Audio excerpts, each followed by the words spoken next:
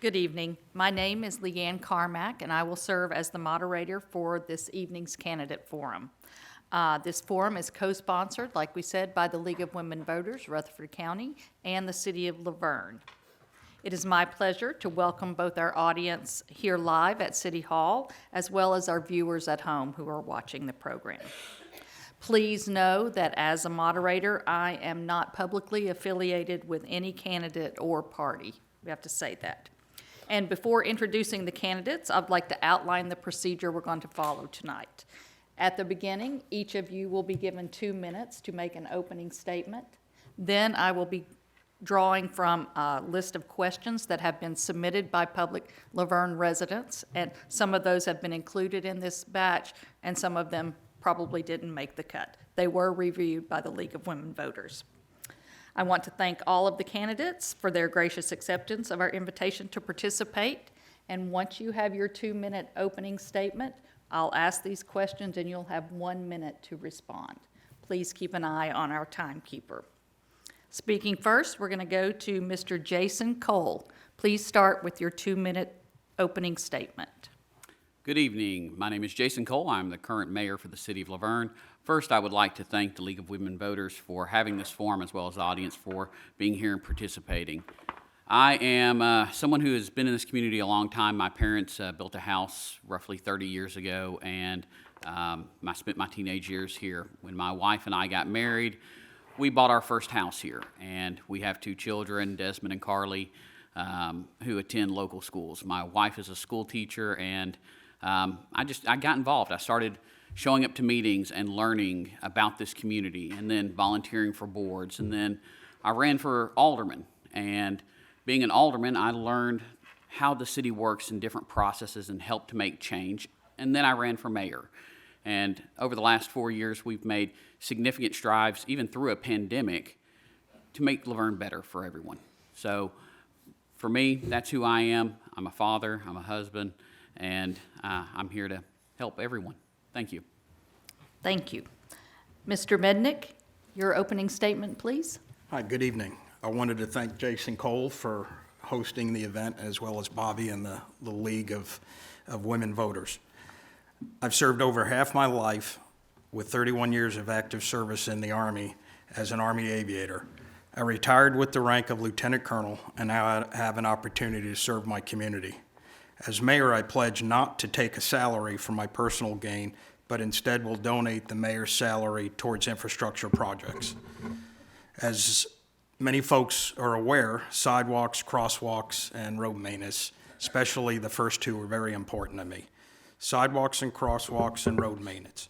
I also pledge to the people of La Vergne to not vote for any changes residential zoning from low-density R1 to high-density R3. I will lead by the will of the people. I will also hold town hall meetings to provide an opportunity for the people to voice their opinion. Additionally, I'd like to create a citizens advisory panel to provide input and a voice for the people, from the people to the mayor and to the aldermen before major decisions are made. For example, the residential zoning changes we have all experienced. Again, I will not take a salary while I'm in office and look forward to serving the people of La Vergne as your mayor. Thank you. Thank you. Our third candidate, Mr. John Rutledge, your 2 minutes begins. Thank you. And thank you, everybody, for showing up. Thank you for the League of Women Voters for having us here today. I'm a longtime resident here. Family moved here in 1976. Attended La Vergne Primary.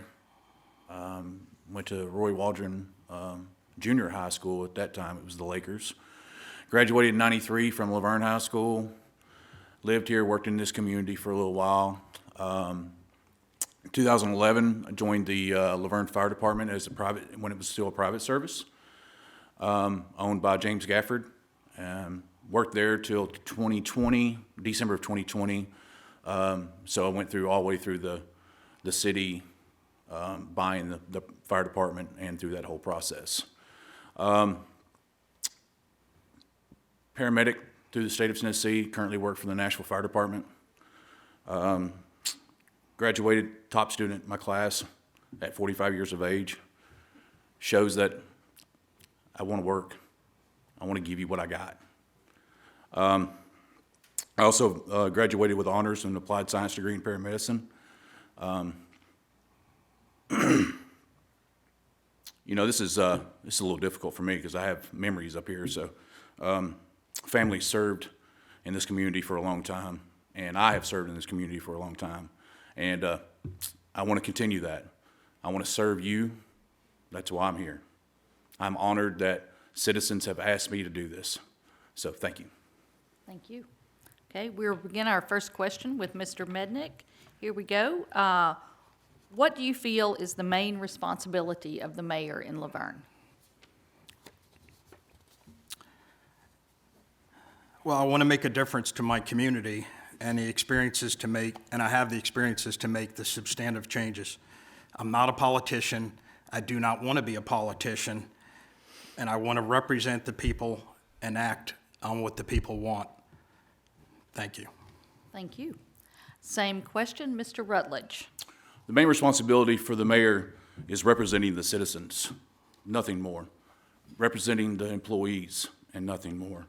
You know, providing a vision to our administrations and letting them push forward and get everything done instead of us pointing and telling people to do it themselves.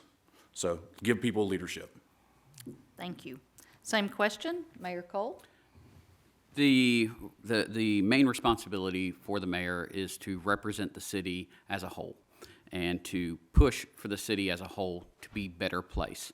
At the same time, the city needs a vision, and that's what the mayor is there to set a vision, to set a direction, and to set those guideposts so that the city administrators, the staff directors can take that and move forward.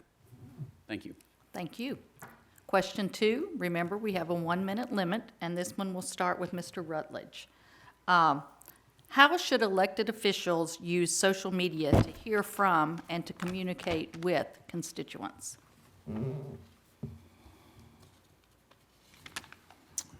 So social media is a great tool. It gets information out to a mass group of people very quickly. The problem is that there's also people that don't use it properly.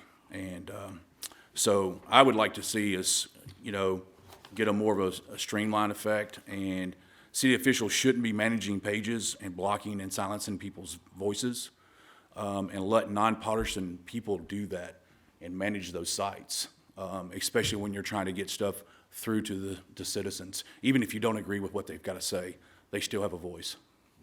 Thank you. Thank you.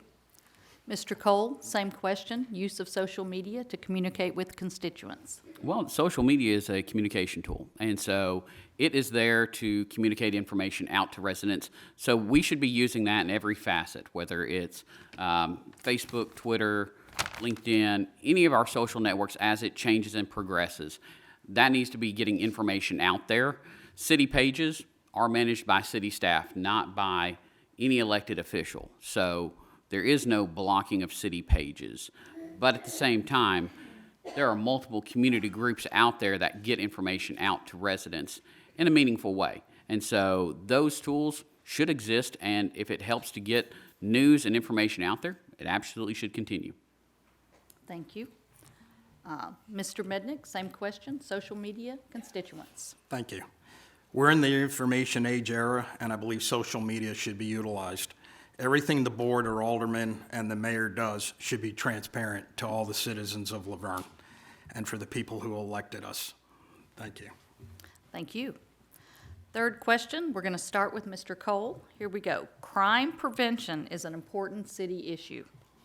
Please share with us how you plan on addressing this issue, taking into consideration what has been recommended by the residents. Well, crime prevention is a very big portion, and one of the big things coming in as mayor that was missing and clamored for by our residents was community policing. So when we moved with our new police chief, Chief Davis, that was the vision and the mindset that we've moved to is community policing, having our police officers get to know the community that they're working through and vice versa, so that people don't just see police and are standoffish to them. They know them. They're friends, their colleagues, and they can work with them. So that's one of the ways that we can do crime prevention, is have the police in the community and well-known so that they can work together to prevent crime. We've seen it already. 16% crime has gone down. Thank you. Same question, Mr. Mednick, crime prevention, and would you support what the residents have recommended? Okay. I also applaud our police chief, Chip Davis, what he's accomplished in his employment thus far. Under his leadership, the perception of LPD is a positive one. LPD is viable and is very prevalent in and around the community. According to neighborhoodscout.com, we attained a score of 27%. This means we are safer than 27% of other U.S. cities. Our violent crime rate is 4.83 out of 1,000 residents. Our property crime rate is 15.99 out of 1,000 residents. Laverne is hiring new officers and recently increased the salaries in order for Laverne to become more competitive in hiring the officers and, more importantly, retaining the officers. We should also seek additional support from the Sheriff's Department. We're all paying our county taxes, and how many folks have seen a sheriff's vehicle in and around our vehicles, or in and around our neighborhoods? So we should see a presence. Neighborhood Crime Watch has shown to be an effective tool in combating crime. Thank you. Thank you. Mr. Rutledge, crime prevention. So working alongside Laverne Police Department, they all do a wonderful job. Chip Davis has stepped in and done an excellent job, and I'm so proud of him for that. But those guys can only do so much. You know, being boots on the street, that's where we got to be. And the best thing we can do for crime prevention is put police officers on the streets. You know, crime rate being down 16% during the COVID, when everybody else's crime rate down in the whole state's down 16%, kind of tells you something. But our national standards, we're still 20 officers short of what we should be in the city. So I think we get more officers on the street, then we start fixing and really bringing crime rate down. Thank you. Thank you. Mr. Mednick, this one's for you, starting out. Do you think the office of mayor of Laverne should be part-time or full-time? And why? As long as we have a city manager, I think the position of the mayor could stay part-time. We have a population approaching 40,000 people. As long as it's part-time, I, for one, with the salary that the mayor gets, again, I would donate that towards infrastructure projects going towards sidewalks and crosswalks for the city. Thank you. Same question, Mr. Rutledge. Thank you. With our current budget, the way that we have for our city administrator, I think that's, you know, it's ill-advised to just do it on a whim. You know, citizen input on here would be great. I've talked to a couple citizens about this questions before I even knew it come up. I was kind of surprised by it because maybe it is something we go to, but I think adding two more aldermen to our board and making it a weak mayor government the way it's designed is a better option at this current time. And so we get the citizens back involved with more people, and we split the vote, and we get the weak mayor system the way it's supposed to be. So, thank you. Okay, thank you. Mr. Cole, same question. I believe that the mayor position should be part-time. We have two qualified city administrators who have gone through expert training to get there. If you take that and you suddenly put that to a 4-year term elected position, you're going to have constant classes going over and over again to get those people exactly where they need to be. I think it should be part-time. I think that the mayor should stay in the community, and they should be able to hear from those people that they represent and find out what the problems are and move from there. Thank you. That leads us right into more questions about communication. There seem to be several. Do you think transparency is an important goal for the office of mayor? If so, how would you achieve it? Mr. Rutledge. I mean, thank you. But, I mean, my question is, I mean, how can transparency not be important? Like, this is the goal of us as leaders is that we are transparent and tell everybody what we're doing and showing them how we're doing it. And then how are we going to do that? Well, the very first thing about transparency is being open and honest. I mean, it takes courage to be honest to people. It's hard, especially when you're scared because you're going to tell somebody that something they don't want to hear. So we achieve that with integrity, being straightforward, honest, and firm with people. And you can add friendly in there too, won't hurt. Thank you. Mr. Cole, same question. Transparency in the office of the mayor of Laverne. How would you achieve that?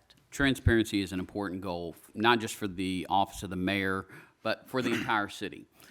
Since I've come in as mayor, we have started putting whole agendas online, both social media and the website. Of course, we have had for quite some time, we've had the YouTube channel. That information gets out to people. You can answer questions and go through that, all the different issues that are going on with people. You can talk. That's the biggest thing in this society that's missing is people sitting down and talking versus just saying, hey, I don't like you, I don't like your position, and moving on, and you're just a bad guy. Communication is a big part of transparency, and so that would be an important tool for everyone, for the city and for the mayor's office. Thank you so much. Mr. Mednick, same question about transparency. I'd take a page out of when I was stationed in the Pentagon. At the end of each meeting that we had, we would write up an executive summary and publish that. I would do that here in Laverne as well. Upon each meeting, I would write up who attended and what was voted on and what was discussed, and I'd place that on social media as well. I would also, to add to Brother John over here, create not only just possibly a couple extra members for aldermen, but I would create a citizen advisory committee and have them also represent different areas of Laverne and be able to provide input to the aldermen, to the mayor, to all the folks before major decisions are made. Thank you. Thank you. Next question, Mr. Cole, this is just a simple one. Do you support additional growth on South Waldron Road? I support across the city, including South Waldron Road, smart development. We have been working through our zoning ordinance update, which is currently a 30-year out-of-date document, modernizing it, adding design standards across the city to raise those standards and add everything from lighting, landscaping, parking to do that. So yes, if it's planned out, you can't, in my opinion, I don't see how you tell property owners they can't develop their property if it's zoned correctly and they're building to code. If we take away one freedom, what other freedoms are we coming for next? Thank you. Thank you. Mr. Mednick, South Thank you. Waldron. If elected, I serve the people of Laverne, and I want to do what the people of Laverne want to do. I support what the people want to do, but also want to ensure that it's also legal. If the people oppose such a new development, then I will support that, and I will not support a new development going in there. I also will support some of the things in the past where residential zoning had been changed from R3, which is high density. I would not support that. If it's R1, I would support keeping the R1 zoning at R1, which is low density. Thank you. Thank you. Mr. Rutledge, South Waldron. Thank you. I support controlled growth. I support growth that makes our city thrive. As I agree with Mr. Cole, we don't determine if people have the right to build on their property and do what they want with it. What I don't agree with is forcing commercial into people's areas that, number one, don't want it, or forcing a PDR into an area where people don't want it. And so if it's controlled and it's well thought out and our infrastructure's in place, I think it makes us thrive. If it's not, and we force things on into situations that we're not ready for, I think it makes and tears the community apart. Thank you. Thank you. Mr. Mednick, this one is for you. There's been a lot of talk here about uplifting the voice of the people to this role. How do you plan to stay in communication with your constituents? Well, again, I like to use social media and the social media platforms that are available.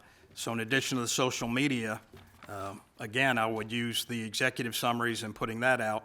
But also, each quarter, I would hold a town hall meeting and give an opportunity for the mayor and just the citizens to be able to discuss what's on their mind and weigh those opinions and be able to move forward with an informed decision.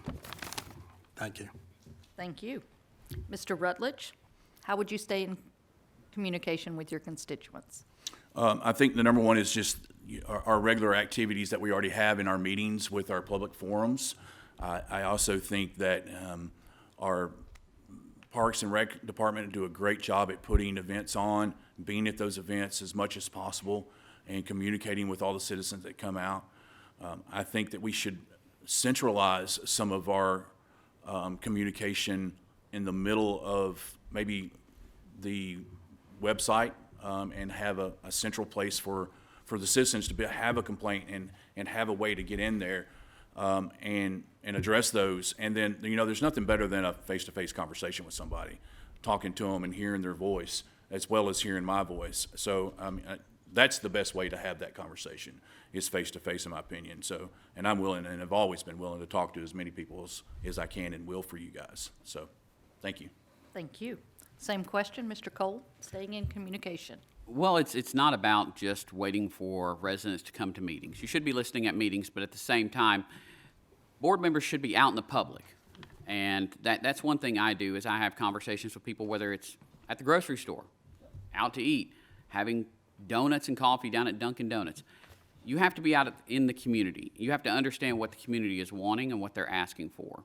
So that's part of this. We have tools online already where people can submit complaints, questions, codes, issues. They have that. They can track it and see it. But for our elected body, they should be out in the community, whether it's at events, whether it's just grocery shopping, talking to people if they have issues, and trying to help them. Thank you. Thank you. Mr. Rutledge, this one is for you. What do you think is the number one issue facing the city of Laverne in the next 5 years? And how would you address it?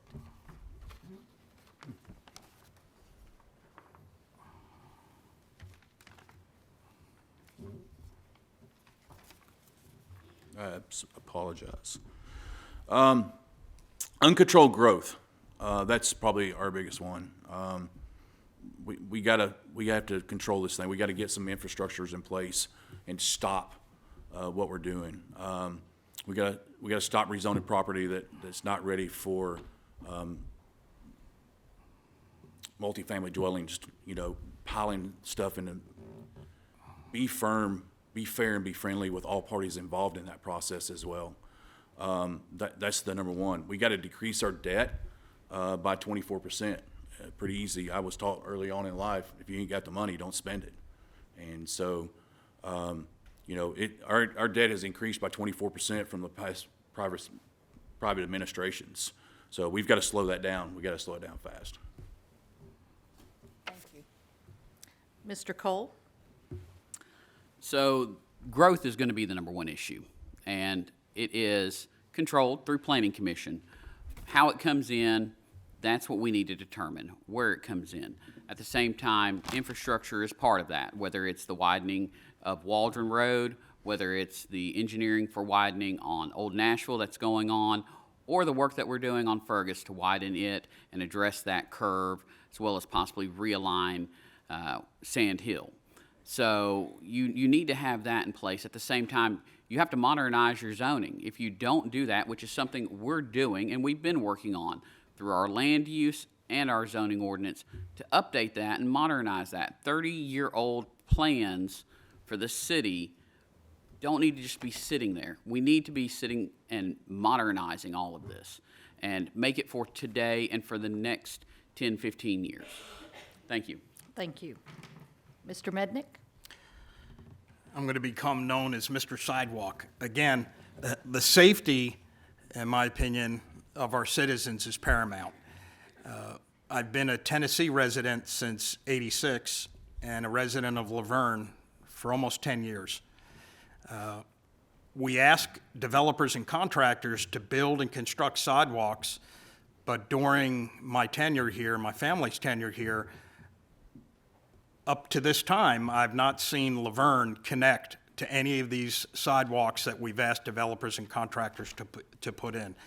So to me, is to put as many sidewalks in using grants, using taxpayer money, what have you, and trying to get them along Stones River Road, coordinating with the federal department, and ensuring that everybody has some interconnectivity to walk on a sidewalk and also walk to town if they choose to do so. So crosswalks, sidewalks, I think is the important issue. Thank you.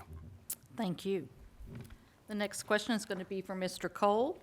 And what are the central challenges? Goes back to a question that's brought up earlier. What were the central challenges of the city of Laverne in aligning the tax revenues with the expenditures that are being made? How would you align that? Well, it's currently aligned. Under state law, we pass a balanced budget, and that's posted online on the city's website. We have been blessed over the last 4 years that we keep seeing year-over-year increased sales tax revenue, which is in large part due to our economic development team. So the central issues with aligning those is making sure that we're putting our needs ahead of our wants and making sure that we're prioritizing our spending and doing it in a meaningful way that we're covering what we need to, whether it's additional police, additional vehicles, a new pumper, which we just put in an MOU for. There's multiple things, whether it's road improvements. You have to prioritize those and then go from there. And you work with all the departments to do so. Thank you. Mr. Mednick, same thing, aligning tax revenues with expenditures. Okay. Additionally to what Mr. Cole had brought up, our prioritization should be given to the one or two items that's important for all of Laverne. And the budget should be in line with these priorities without raising the taxes. I do understand we can apply for grants, and we've done so in the past, for example, constructing the dog park and a future grant that we have for constructing sidewalks along Murfreesboro Road. Expenditures must reflect the budget. Thank you. Thank you. Mr. Rutledge, Thank you. tax revenues with expenditures, alignment. So the first thing we got to do is got to stop wasteful spending. You know, we waste $125,000 over budget for a dog park. We build fish ponds next to a lake. We can't waste money like that. Those projects alone are able to fund at least one or two, maybe fire or police personnel. Clearly, we need those people on the streets. Neither one of them meet a national average where we're supposed to be or should be trying to obtain. How do we get there? We use the paid professionals that we pay on a daily basis to do that. Those fine people that work for the city, those department heads, are very educated and know what they're doing. We support them, we guide them, we give them the tools that they need to line that budget where we note it, so we can buy the pumpers and stuff and not have to worry and say, because it's going to go out of date anyways. You're buying it whether you want to or not. So stop wasteful spending is the number one key. Thank you. Thank you. Mr. Mednick, this one's going to go to you. What would you say to encourage newly eligible voters to vote, and why is this election important? I would say the same thing to the young folks as I also have told my son and my daughter as they're growing up. I see a lot of young folks complain, and then when I ask a question, if you're involved in the community, no. I ask a question, did you vote in the last election? No. So for the young folks that have issues or they have important opinions, they need to vote. It's a privilege to vote, not a right. It's a privilege to vote, and the young folks should vote and have a voice in the community that they live in. Thank you. Thank you. Same question, Mr. Rutledge. Thank you. I would urge them to understand what he just said, that, Mr. Mednick, that thank you for your service, by the way, because you are the reason that these young people get to vote. And let them know that they matter. right? A lot of young kids, especially in politics, they think that their voice doesn't matter. They don't think that they're heard. And we got to let them know that their voice matters. They matter. They are missing great opportunities to provide a lot of good things to this community. And we got to communicate them and let them be informed and let them know that they matter. Thank you. Same question, Mr. Cole. What I would say to them is, this is your community. This is the community that you live in, and you can have a say in the direction of that community. If you don't like the way it's going, you can come in and you can vote how you want to make sure it reflects your values and how you feel. So absolutely, your voice counts. Voting is a privilege, and it's something that everyone should be doing with every election. They should be informed, and they should get to know the candidates to know where they're at and what they stand for. Thank you. Thank you. Next question, Mr. Rutledge. Why are you running for mayor? So, to provide the citizens with a candidate that is honest, promotes reasonable spending, conservative spending, supports our first responders with staffing shortages, and improve their retentions through training and that these citizens know that our priorities are their safety and their well-being is our first priority. Thank you. Thank you. Mr. Cole. I'm running to make Laverne better for everyone. At one point, my family had 4 generations living here in Laverne, whether it was my grandmother who was in her 90s to my children who at that time were still in single digits. I want to make this city a better place for everyone. We have so much potential. We really do. And we just have to take action on it. Too long have we sat around and we've just kicked the can down the road on different items or said, hey, we're just going to do this later. We're not going to, it's not a priority. And we need to make those big steps forward. The city, I've said before, can be that shining city on a hill if we choose, but we have to choose to do that. So I'm running to make Laverne better for everyone. Thank you. Thank you. Mr. Mednick. I served the nation for 31 years, and now I have an opportunity to serve the community that I live in. The perception for many individuals, as I got out and talked to folks over the summertime, is that the growth is coming at an expense to the quality of life and our infrastructure. We build first, and then we depend on an aging infrastructure to support the increases. We placed additional requirements on developers and contractors to incorporate sidewalks into their plans, but to date, Laverne is not connected or added on any of the sidewalks. Crosswalks, the ones that are painted with no signage, are also barely legible today in many places. I'll make sidewalks and crosswalks a priority during my tenure to ensure all of us are able to transit safely. Thank you.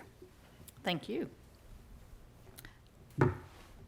Another question. What would you propose to ensure more racial diversity in the Laverne Police Department management positions? We'll start with you, Mr. Cole. Well, as mayor, I hired Rutherford County's first African-American police chief. That's one step forward. But for me, we have to have diversity, and we should be reflecting our community. So we have the most diverse community in all of Rutherford County. So as a result, our police department is mirroring that. So if you look, we now have officers that speak Spanish, Cambodian, Arabic, which is something that's not the norm. You go to other departments, they don't have that.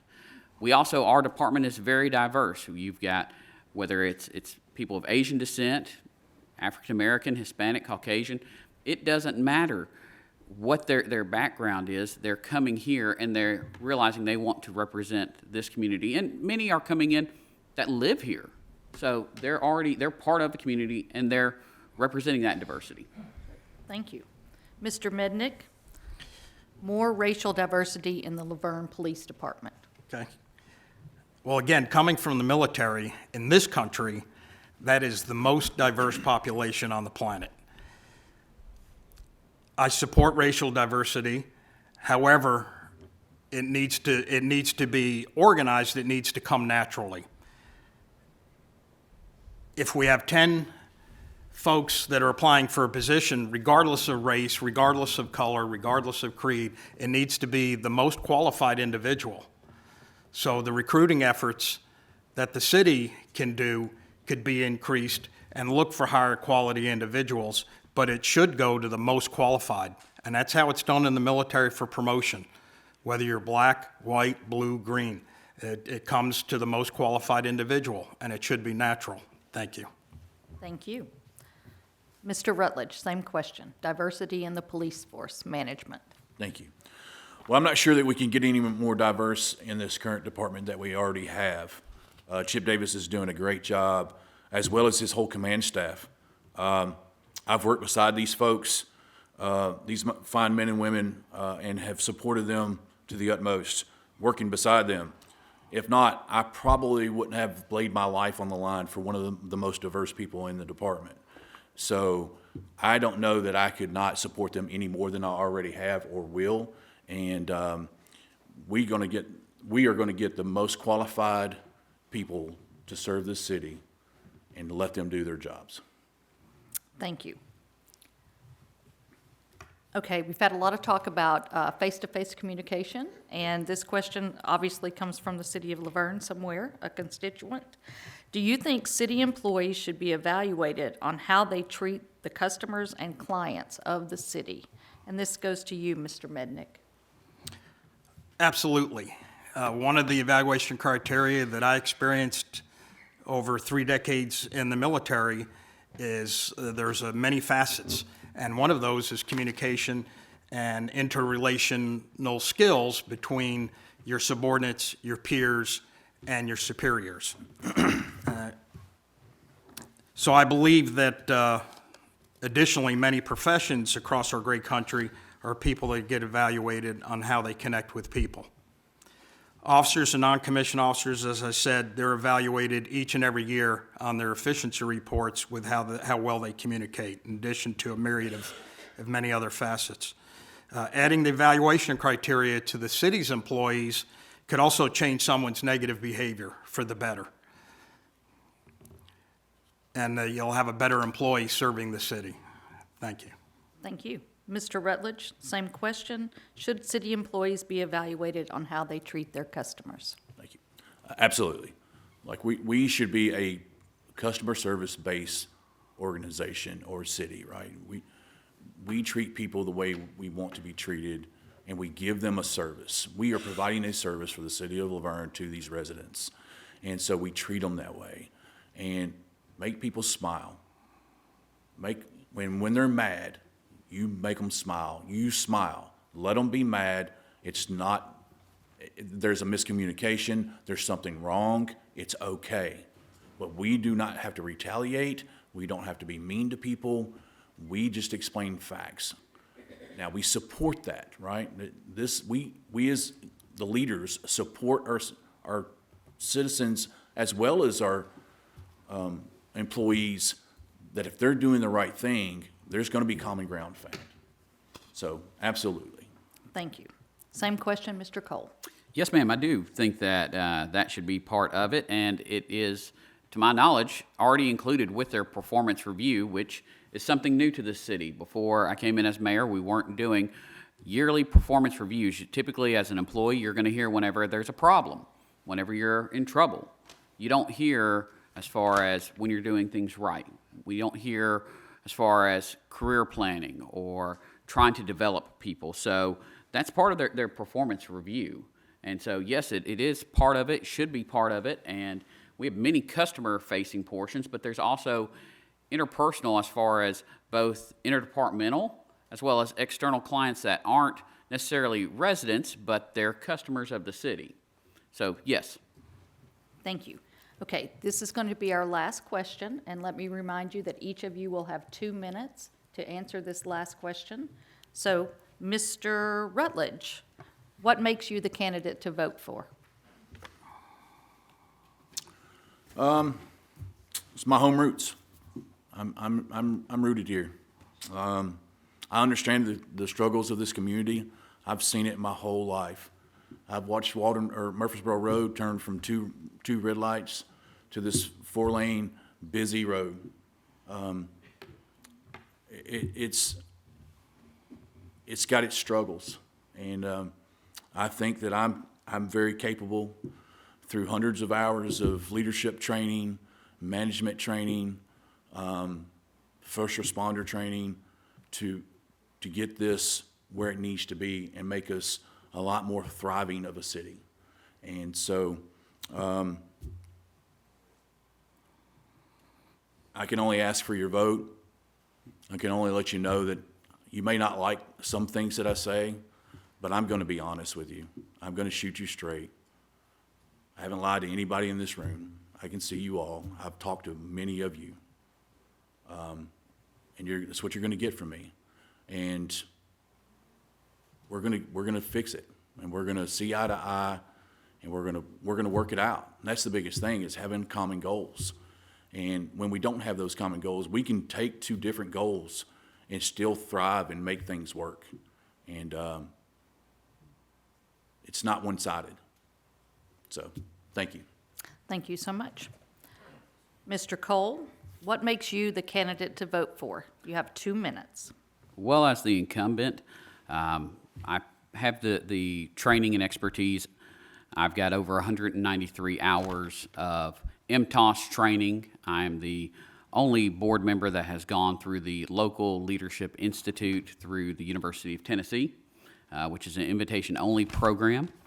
I have served in this role for 4 years, served as alderman for 2 years, and I've set forth a vision for this city. We've been working through codes to clean up Murfreesboro Road, clean up different residential areas, bring in new commercials such as BJ's Wholesale, which announced Laverne as their first in the state of Tennessee location, bringing in businesses like Pop Shelf, Sherman-Williams, and others. And you have to have a vision and set that forth for this city. You have to work with people, whether you agree with them, whether you don't agree with them. Many times when you disagree, you're actually going to get a better product as a whole for our residents, because you can find middle ground there. And that's what we've been doing. So for me, I have a vision. We've been moving the city forward. And I think that's why that makes me the candidate to vote for. I'm come here with corporate experience. I've worked in private industry my whole life in healthcare and have managed whole teams of people. Now, as city mayor, I've been working with department heads, and we have over 200 employees. We're a growing city, and we need someone who will set that path and move this city forward so that it's better for everyone. Thank you. Thank you. And Mr. Mednick, why Thank are you. you the person to vote for? Well, again, as mayor, I pledge not to take a salary and put the money towards infrastructure projects. I stand by my commitment to the citizens of Laverne. For example, in the past, when some of the zoning changes went from from R1 to R3, from low density to high density, I'm going to support what the citizens want to do. I want to have town hall meetings each quarter and have an opportunity to discuss all the issues and hear the concerns of the citizens. I also would like to have a citizen advisory committee to provide an additional voice to the mayor and the aldermen and to anyone else within the administration before major decisions are made. And the number one and two, again, are the sidewalks and the crosswalks. We're approaching 40,000 folks here in the city, and we're extremely lagging behind on the safety of not only our adults, but the kids. There's been time and time again, as I transit along Stones River Road, where kids are on the side with the guardrail, and the speed limit is 35 miles an hour, and the children are walking along cars that are going 50 or 55 miles an hour. And then I call somebody in the police department, or I let the crossing guard know when it's school time, and then they come and they luckily pick up the child and bring the child to where they need to go. So I think safety is paramount, and again, the town hall meetings, communicating with the folks, social media, and I take it all very seriously, as I did during my tenure in the military. So I'd love to have your vote and look forward to the future of Laverne. Thank you. Thank you. Once again, on behalf of the League of Women Voters and the City of Laverne, I want to thank all the candidates for your participation. Very, very much appreciated. I also want to thank the City Administrator, Bruce Richardson, and Channel 3 Station Manager, Jerry Davenport, and Public Information Officer Ann Smith for their help in presenting this program on Laverne Television Channel 3 and making it available on the Laverne website and social media networks. Just a reminder, early voting began today and runs through November 3rd. If any of you have a chance, we have early convenience center voting in Rutherford County, which is really a luxury. You can vote at any early voting station that is convenient to you. So we encourage you to do that. And if you want any more details about the election, we encourage you to go to election.rutherfordcountytn.gov. Please exercise this very important right to determine who will be Laverne's next mayor. Remember, your vote counts. May we close with a round of applause for all the candidates.